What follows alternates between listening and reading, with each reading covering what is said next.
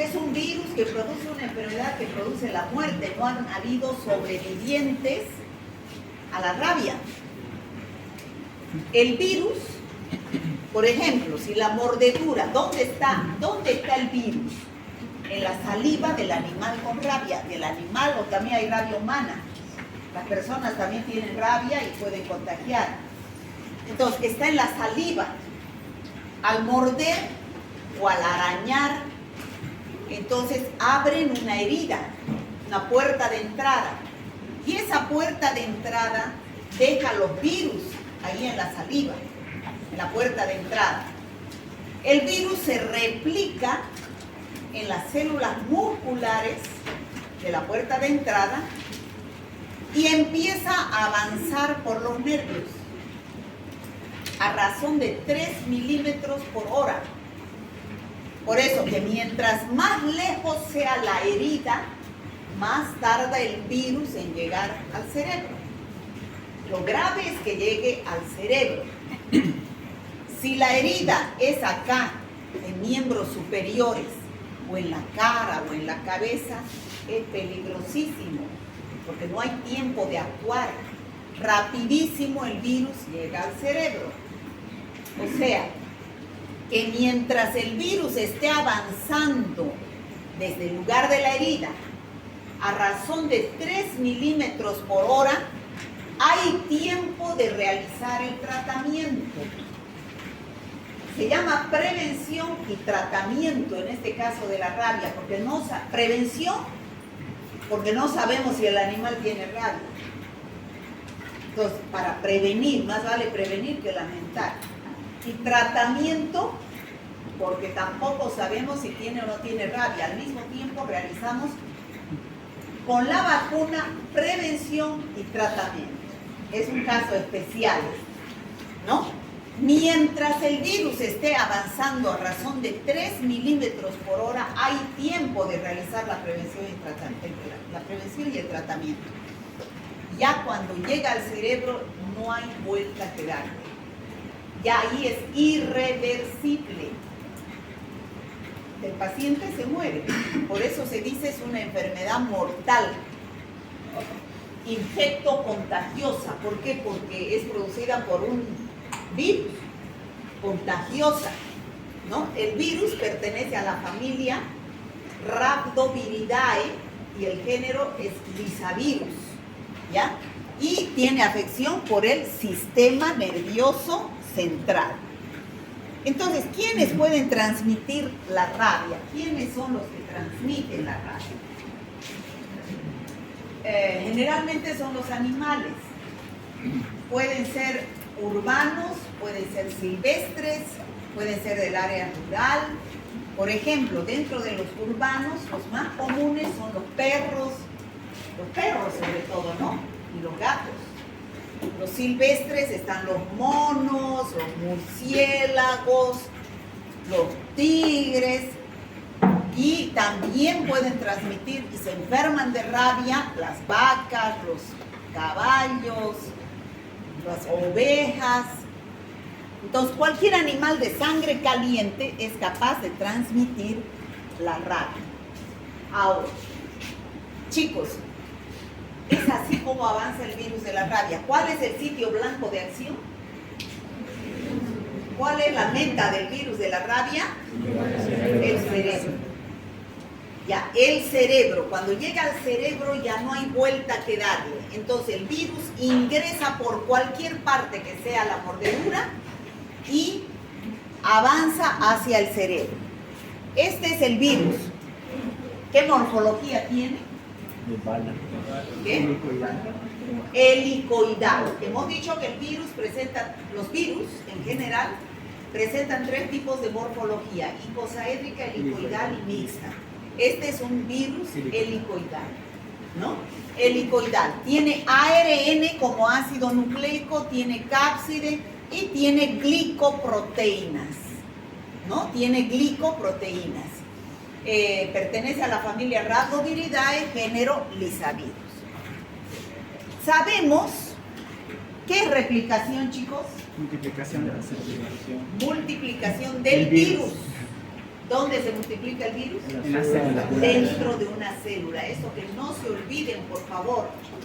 Un virus no es igual que una bacteria que se multiplica solito, por fisión binaria, como las bacterias, no necesita las células. Los virus necesitan una célula para replicarse, para multiplicarse. Replicación se llama eso. Esta es la célula en la cual los virus se replican. Es las células musculares.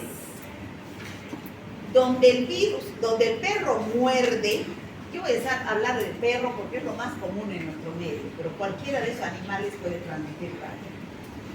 Cuando muerde, deja la saliva con los virus en la puerta de entrada, en el lugar de la herida. Y en el lugar de la herida hay células musculares. Entonces, ese es el sitio donde se replican los virus de la rabia. ¿Cómo se produce la replicación? Exactamente lo mismo que todos los virus, ya explicado en la primera clase de virología. El virus ingresa a la célula, deja libre su ácido nucleico y ese ácido nucleico le da un mensaje genético a la célula para que la célula muscular sintetice los componentes del virus. ¿Cuáles son los componentes del virus? Son dos. Cápside y ácido nucleico. Entonces la célula empieza a sintetizar por una parte la cápside y por otra parte los ácidos nucleicos. No pueden estar separados para formar nuevos virus. ¿Cuál es la otra etapa? El ensamblaje. Ensamblaje, muy bien. Se ensamblan ácido nucleico y cápside y se forman nuevos virus. Al final, la célula se lisa. ¿Qué es lisar? Se muere. Destruir. La célula se lisa y deja miles de virus libres. Eso es lo que sucede en el lugar de la herida. Entonces, en el lugar de la herida, ¿qué es lo que sucede?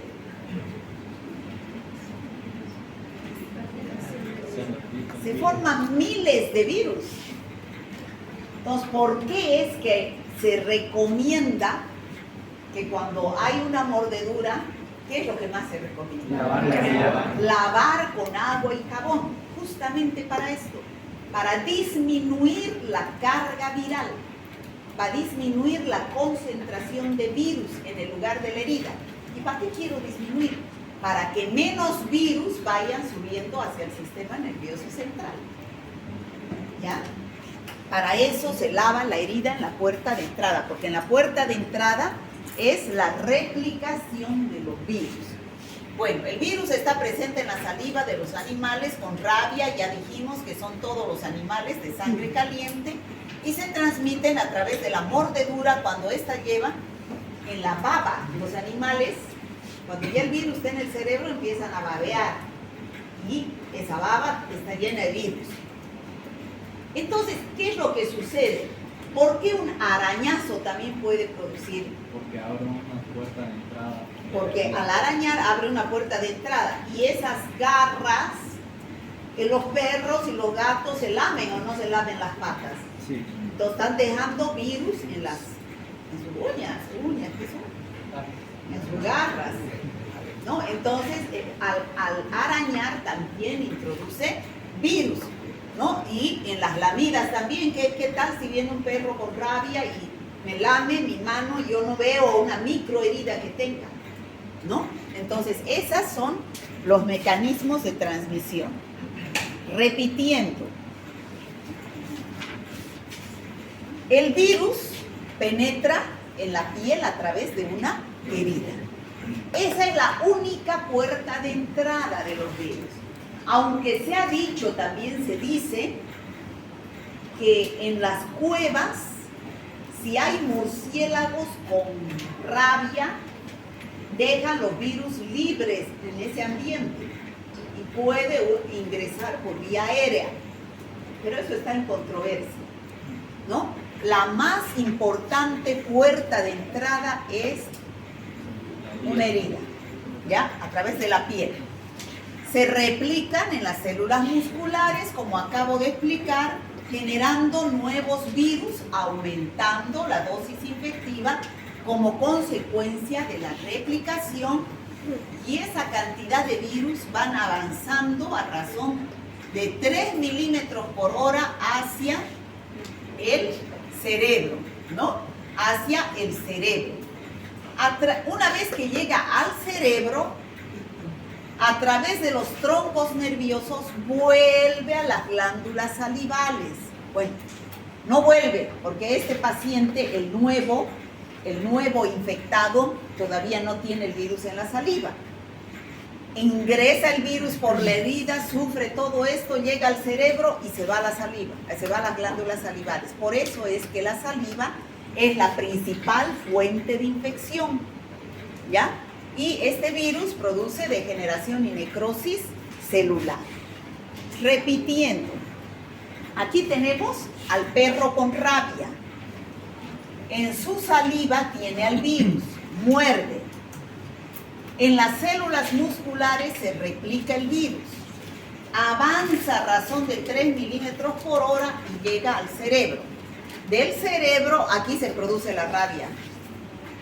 Del cerebro se va hacia las glándulas salivales, volviéndolo infectante al paciente. Entonces los perros rabiosos eliminan el virus por la saliva, en conclusión, ¿no es cierto?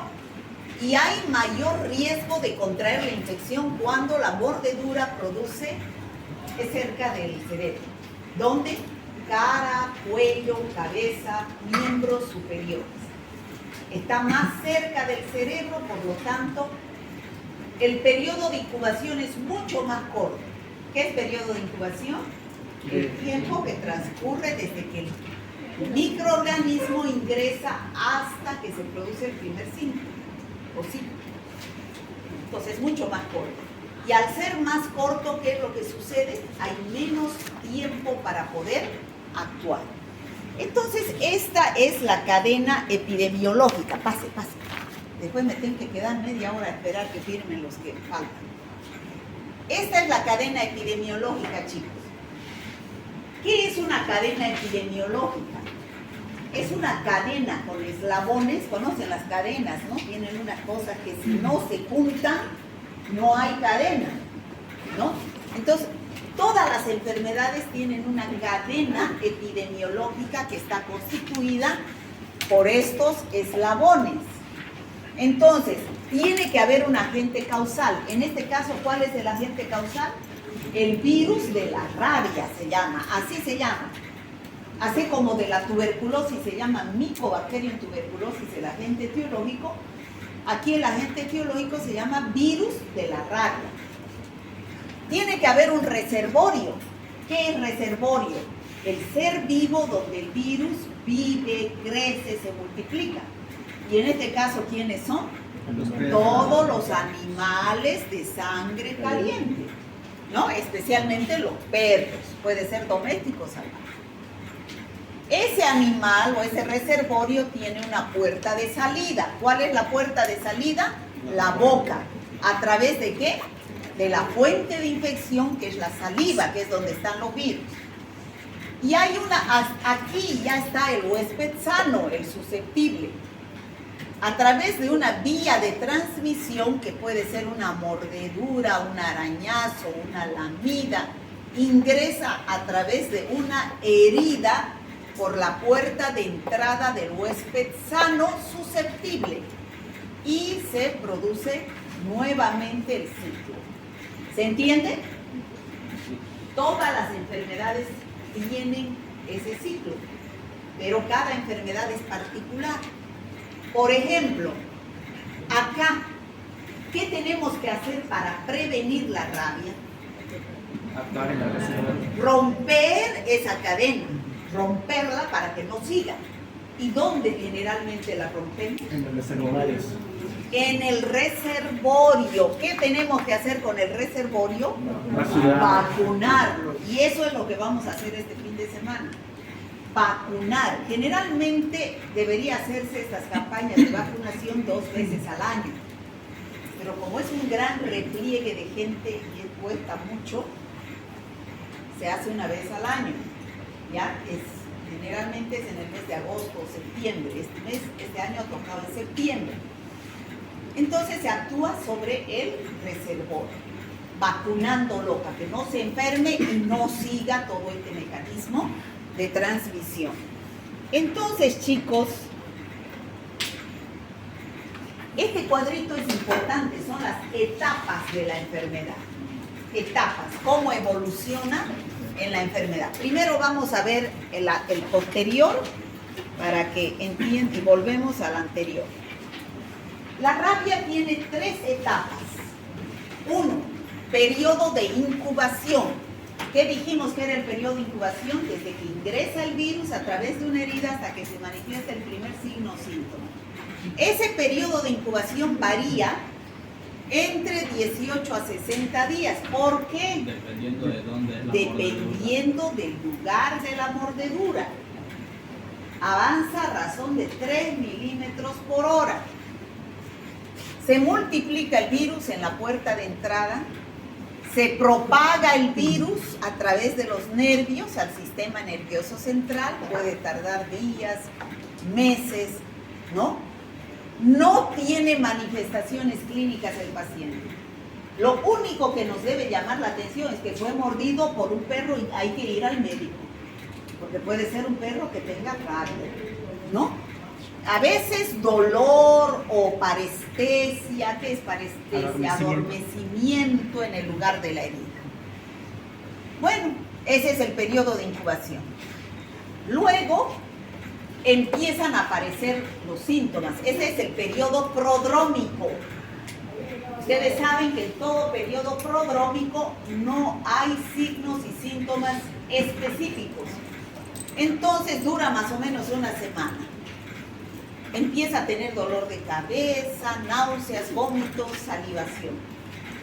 Y empieza a tener dolor en la herida, parestesia y empieza a cambiar de conducta, pero eso puede tener cualquier infección viral.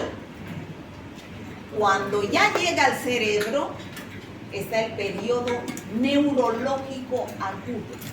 Cuando ya llega aquí el virus, es cuando les digo que ya no hay vuelta. Cuando está en el periodo de incubación, en este periodo puede suceder, se puede hacer algo. Pero ya cuando llega al cerebro, ya no.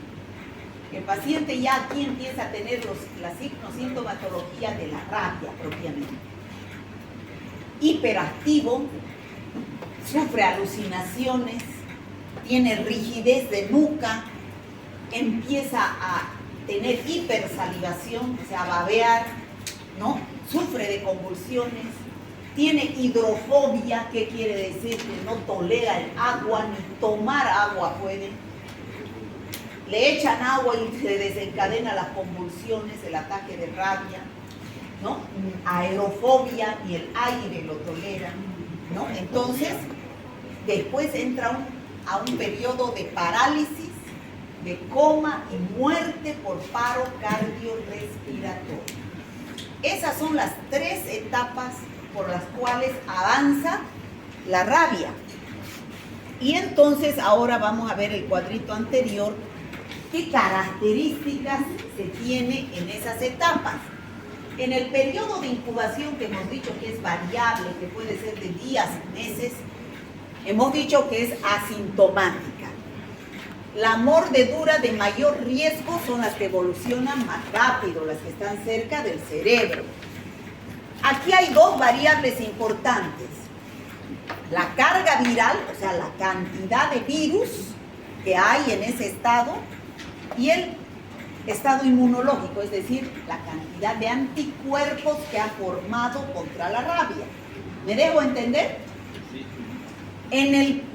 En el primer periodo, el título de virus, o sea, la cantidad de virus es bajo, ¿no? Hay cantidad baja de virus en el músculo, está empezando a replicarse. Y no hay todavía formación de anticuerpos. En el segundo periodo, que es el periodo prodrómico, que dura de 2 a 10 días, ya aparecen signos y síntomas parecidos a una gripe, mialgias, artralgias, fiebre, pero no hay nada característico. Igual, el título es bajo. Pueden ya aparecer los virus en el sistema nervioso central, líquido cefalorraquídeo, y en el cerebro, y en el lugar de la herida también puede haber virus, ¿ya? Tampoco hay formación de anticuerpos. ¿Qué quiere decir? Que en estos dos periodos no puedo pedir pruebas indirectas que detecten anticuerpos. Tengo que pedir pruebas directas, aunque hay la posibilidad de que me puedan dar negativo porque el título de virus es bajo. En el tercer periodo, que es el neurológico, ya es el neurológico agudo. El paciente tiene ansiedad, confusión, que es lo que dijimos, delirio, hidrofobia, convulsiones, alteraciones del ritmo respiratorio. Aquí el título es elevado, ¿no? El virus hay gran cantidad en el cerebro, también en el líquido cefalorraquídeo, en el lugar de la herida, pero aunque la herida ya debe estar seca, ¿no? Pero el cerebro se llena de virus. Y aquí ya hay anticuerpos detectables, no solo en la sangre, sino también en el líquido cefalorraquídeo. Y el último periodo, que es el de coma o muerte ya del paciente, ya entra en un paro, hipotensión, puede tener infecciones secundarias en el lugar de la herida. El lugar de la herida, como ha sido mordido por la boca de un animal, la boca no solo de los animales, también de las personas, tienen gran cantidad de bacterias. Es el lugar después del intestino que más microbiota tiene. Entonces, si estoy abriendo una herida, puede haber no solamente rabia, también puede haber una sobreinfección bacteriana. Por eso hay que cuidar la herida también de que no se infecte con una bacteria. ¿Ya? El título de virus es elevado en el cerebro. Y aquí ya no hay anticuerpos. Y por último, el paciente muere. ¿Está claro, chicos? ¿Está claro? En todas las etapas, cuáles son las características y las variables que hay que tomar en cuenta. Bueno, aquí repasando un poquito los signos y síntomas. ¿Cómo es la clínica humana?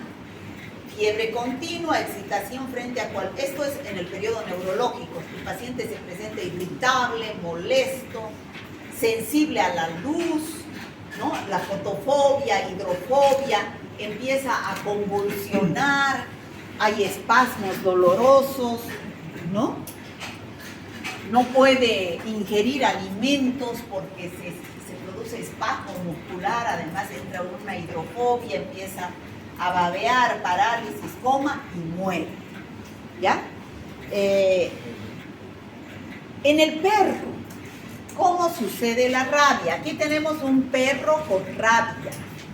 Muerde a otro perro que es sano. En el lugar de la herida se replica el virus, empieza a avanzar hacia el cerebro y se presenta en 3 etapas la rabia en el perro. La primera fase, la fase melancólica o rabia muda se llama también. La segunda, la fase agresiva, y la tercera, la fase paralítica y la muerte. O sea que al principio el perro se esconde.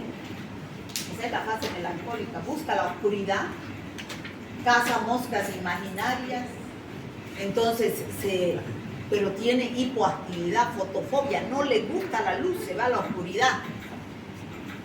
Conducta esquiva.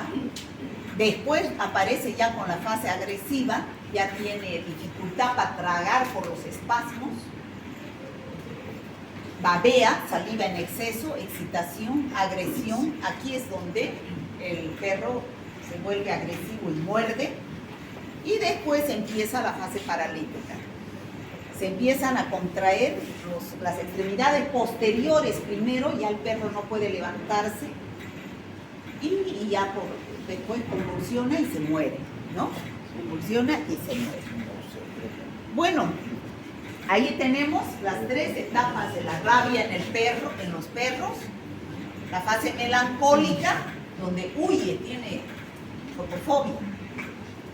La fase agresiva, donde muerde, y la fase paralítica, donde ya no puede levantarse, ya no puede moverse y se muere. Doctora, ¿se podría salvar al perro en caso lo muerda un animal con rabia? ¿En qué fase podría ser salvado el animal, digamos? ¿No ves que la persona se puede salvar hasta antes de llegar al cerebro y el perro en qué parte se puede? Por ejemplo, si usted tiene su perro y ha sufrido una mordedura, que el perro haya sufrido la mordedura por otro perro. por eso, su perro ha sufrido una mordedura por otro perro. Entonces, pues tiene que observarlo al perro, ¿no? Al perro que ha mordido y al perro de usted. Claro, pero mi pregunta es, ¿en qué fase ya no se lo puede salvar? Igual, en la fase agresiva ya ahí está. A partir de la agresiva. Sí. La agresiva es la neurológica humana, Eso era lo- ¿no? Esa es la neurológica humana. Bueno. Periodo de incubación. Es el tiempo que tarda la enfermedad en manifestarse desde el momento de la infección, entrada del virus, hasta el momento que presentan los primeros síntomas. Empieza el cambio de comportamiento, generalmente entre los 10 días hasta las 8 semanas. Pero la saliva de los perros es infecciosa 10 días antes de la presentación de los primeros síntomas, ¿no? Entonces, entre las 3 semanas y los 12 meses, dice. ¿Y cuáles son los síntomas de alerta en los perros? Ya dijimos, ¿no? Perro, primero, la fase melancólica, que generalmente es hasta aquí. Se esconde, se aleja, busca lugar oscuro, desconoce a su amo, no come, no bebe, y aquí empieza la fase agresiva. Ya se presenta excitado, ojos enrojecidos, mirada extraviada, aullidos permanentes, agresividad constante y peligrosa, babeo abundante, y aquí la fase paralítica. Parálisis que empieza en las extremidades posteriores. El perro no puede ni caminar, camina en zigzag y se muere. ¿Ya? Ahora, esto es lo que decíamos, ¿cuáles son las medidas de prevención? Toda persona que es mordida por un perro, un gato o un mono o lo que sea, tiene que acudir al centro de salud más cercano para que el médico evalúe qué conducta a seguir. Porque la rabia es mortal. Cualquier mordedura puede ser consecuencia a la larga una rabia, ¿no? Primero, lavar la herida con agua y jabón y aplicar iodopovidona. Por 2 cosas dijimos, ¿no es cierto? 1, para disminuir la carga viral, y 2, para evitar la sobreinfección de la herida, ¿no? La bacteria. Muy bien. Acudir inmediatamente al centro de salud más cercano. Bueno, ¿cuál es el tratamiento que van a realizar en el centro de salud más cercano? Dependiendo del sitio de la mordedura. Ya dijimos que es más peligroso cabeza, cuello, cara y manos. Magnitud de la herida. Ustedes tienen que evaluar si es una herida chiquita, si es grande, si son varias. Más peligroso es pues cuando hay lesiones profundas y múltiples. ¿Por qué? Porque hay mayor cantidad de virus, ¿no? Y el animal agresor. Preguntar si es un animal silvestre, doméstico, porque dice que los silvestres son más peligrosos. Ahora, ¿qué es lo que se hace en el centro de salud? Hay conducta de la enfermera y consulta del médico de ustedes. ¿Qué es lo que tiene que hacer la enfermera? Anotar bien la dirección, teléfono del paciente, porque el tratamiento dura, en el peor de los casos, 1 mes. Y todos los días ir a que le pinchen, ¿no? La vacuna.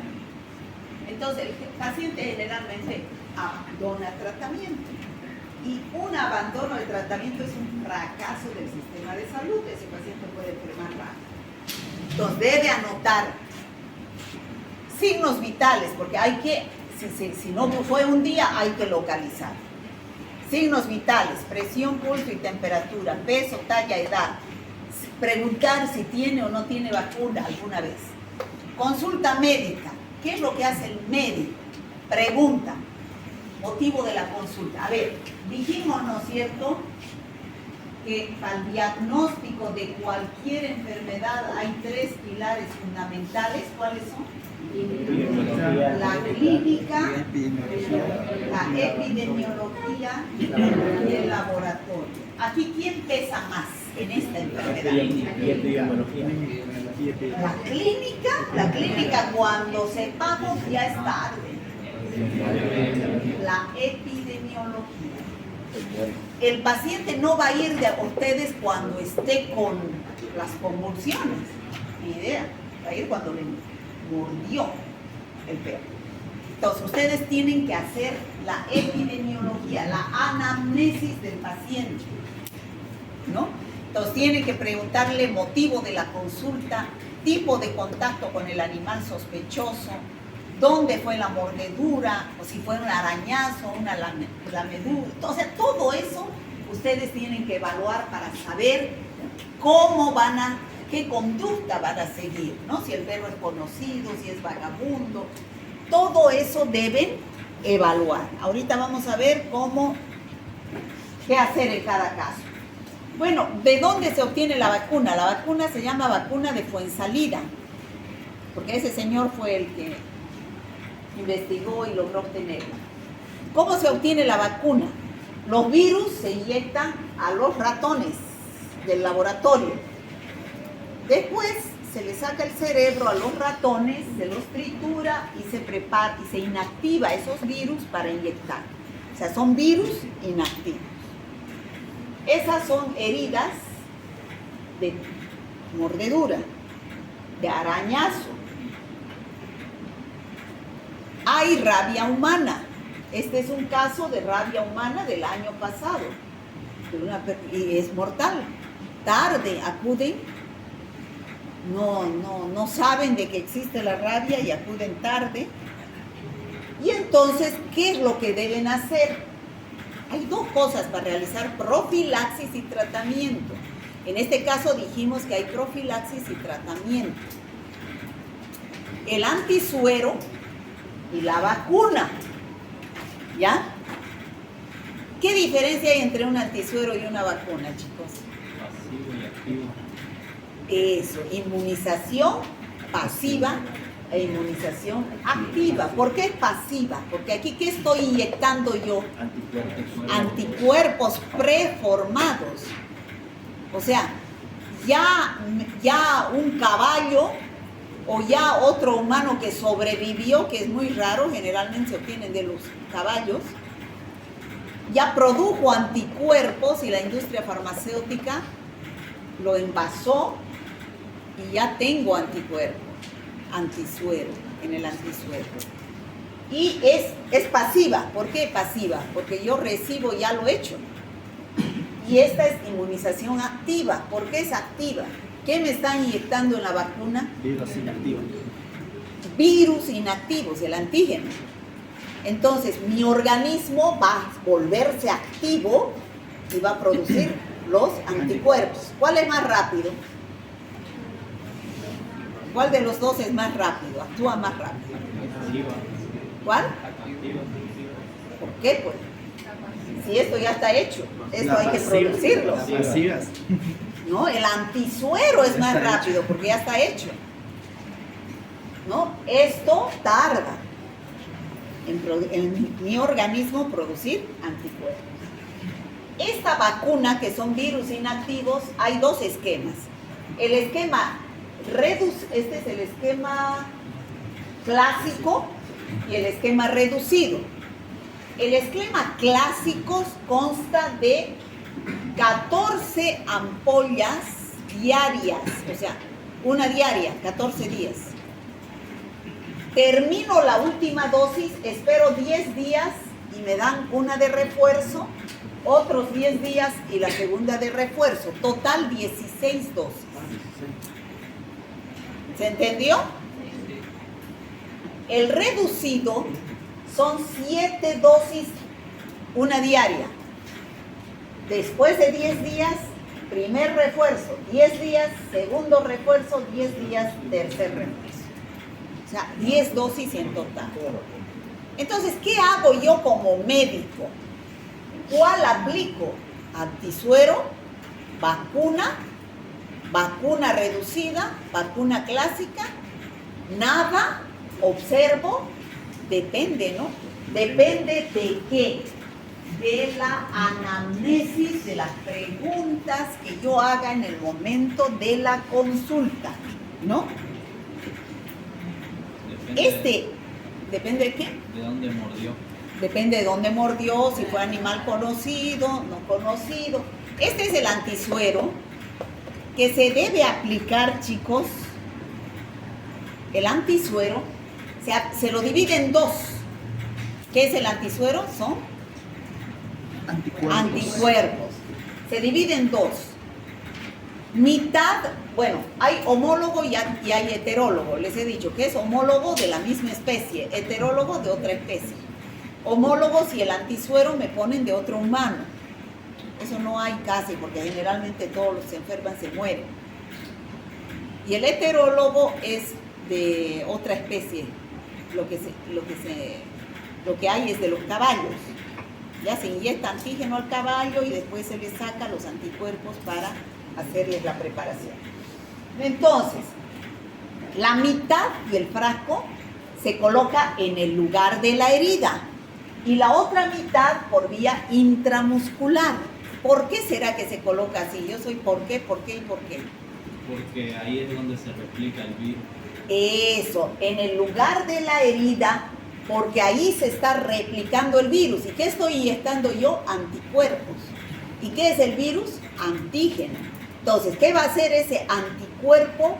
Lo va a neutralizar a ese antígeno en el lugar de la herida. Pero, eso es en el lugar de la herida. Pero si ya hubieran virus que están avanzando hacia el cerebro a través de los nervios, ¿qué voy a hacer? Vía intramuscular. Para eso es, para neutralizar a los virus que ya están circulando. ¿Está claro, chicos? Sí. Bueno, aquí tenemos el caso más grave. ¿Ya? El caso más grave. El sitio de la mordedura es cabeza, cara, cuello o pulpejo de los dedos, cerca al cerebro. ¿El animal mordedor es un animal salvaje? ¿O es un animal doméstico que tiene vacuna? ¿O es un animal doméstico que no tiene vacuna? ¿O es un desconocido? No importa el animal. Lo que importa es el lugar de la mordedura. ¿Ya? ¿Qué hay que hacer ahí? A ojo cerrado, las dos cosas. Suero y vacuna. ¿Se entiende? Hay que actuar rápido. Suero y vacuna. ¿Y cuál vacuna? El esquema clásico. 14 más 2. 16. ¿No? 16 dosis. Si el animal es conocido, yo lo conozco al animal, siempre hay que observarlo durante 10 días. Si al quinto día que yo me estoy vacunando, el animal sigue vivo, entonces después de los 10 días de haber observado, entonces puedo dejar de vacunarme. Porque ya han pasado 10 días de observación, ese animal no tiene rabia. Pero yo debo seguir vacunándome por lo menos 5 dosis. ¿Se entiende, chicos? Sí. Ya, este es el caso más grave, cuando es el lugar de la mordedura en lugar cerca al cerebro. ¿Qué hago cuando el lugar de la mordedura es cualquier parte, pero menos cabeza, cuello, miembros superiores? Y el animal no lo conozco, es salvaje o es desconocido, no sé, me mordió un perro de la calle, no tengo la posibilidad de observarlo, no sé, ¿ya? O ese paciente o ese perro así fue sacrificado. Entonces aquí por lo menos tengo que ponerme la vacuna. ¿Pero qué vacuna? ¿Qué esquema? El reducido. 7 dosis más 3. O sea, 10 dosis. ¿Ya? Garantizar siempre las principales. 5 primeras dosis. Si abandona, hay que buscarlo al paciente para seguir su tratamiento. Esto es cuando la mordedura es en lugar que no es tan peligroso. Miembros inferiores. Ahora, ¿qué sucede cuando el perro es conocido? Con vacuna o sin vacuna, pero yo tengo la posibilidad de observarlo. Y la mordedura es en un lugar que no es peligroso. Me mordió el pie mi mascota o el perro del vecino. Entonces, no se vacuna. Tengo la posibilidad de observar al animal durante 10 días. Si durante esos 10 días el animal se muere o presenta algún signo sospechoso, corro a vacunar. ¿No? ¿Se entiende? Vuelvo a repetir, el abandono de tratamiento es la suspensión de cualquier dosis. Ese es un fracaso del servicio de salud. Hay que ubicar al paciente para que termine su tratamiento. ¿Cuáles son los esquemas de vacunación de los perros?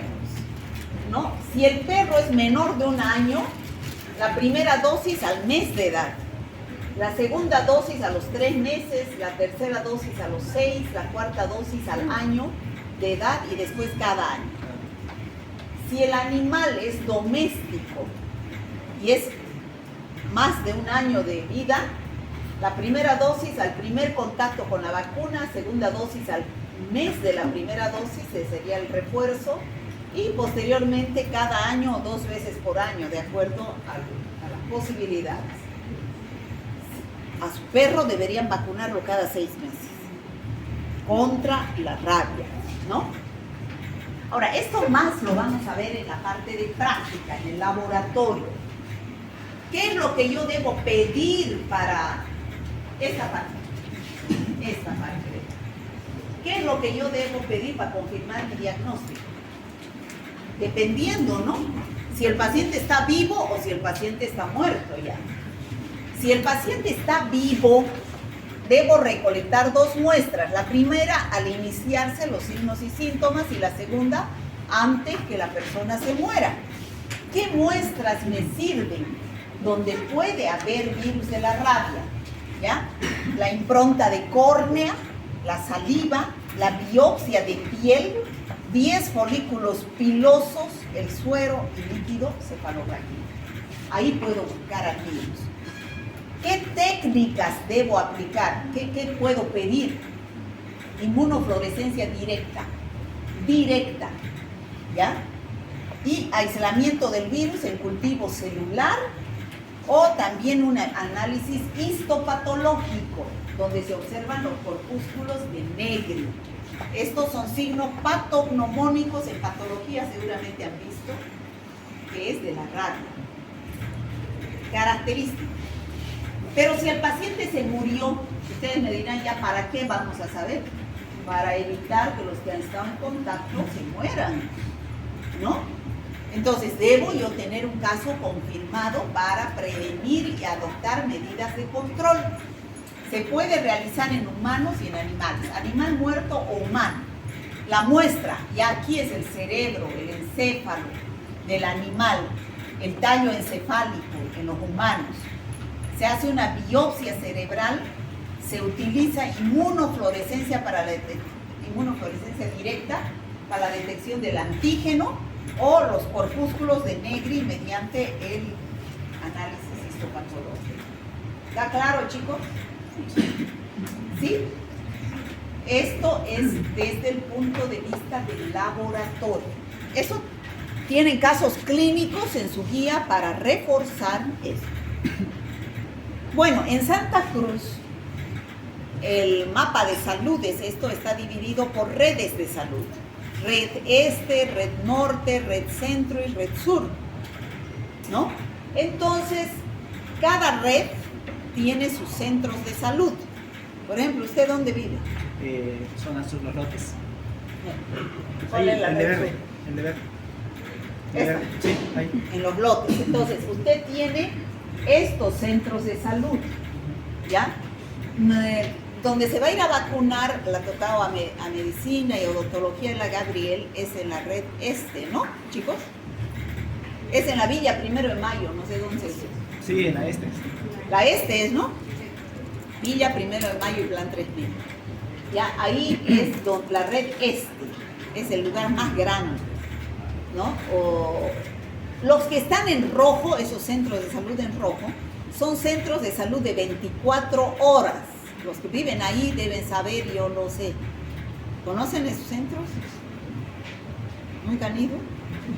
No se enferman. Para nada. Viven la vida. Bueno, bioseguridad. Cualquier paciente llegue con lo que sea al hospital, chicos, no sabemos si tiene una enfermedad infectocontagiosa o no. Para cualquiera hay que utilizar normas de bioseguridad.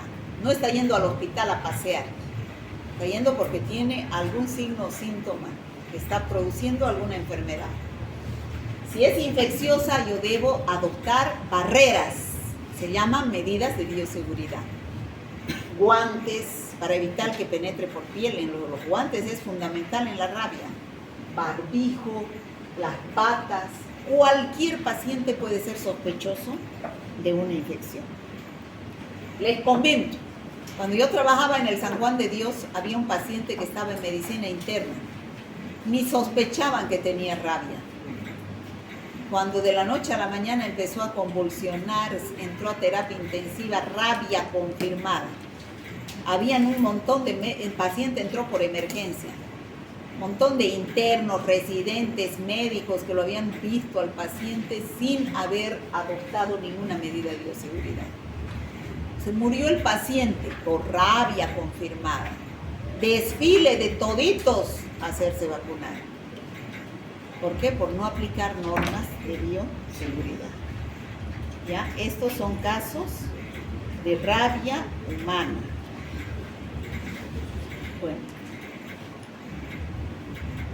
Bueno, así se tritura, ¿no?, el cerebro de los ratones para obtener la vacuna. Y esta es la prueba de inmunofluorescencia directa que les decía para observar al virus. Ya sea el paciente esté vivo o esté muerto. Y esta también se puede hacer por PCR, ¿no? Ahora que ya la biología molecular es el boom, PCR mejor. Bueno, lo más importante es romper la cadena de transmisión en el reservorio mediante la vacunación. Estos son casos de rabia en los caballos, por ejemplo. Fíjense, ¿qué es lo primero que se paraliza? Las extremidades posteriores. Esa es rabia en una cabra, en una oveja, en una vaca. Es la rabia muda en un perro, la fase melancólica, ¿no? Y ahí tenemos la fase agresiva.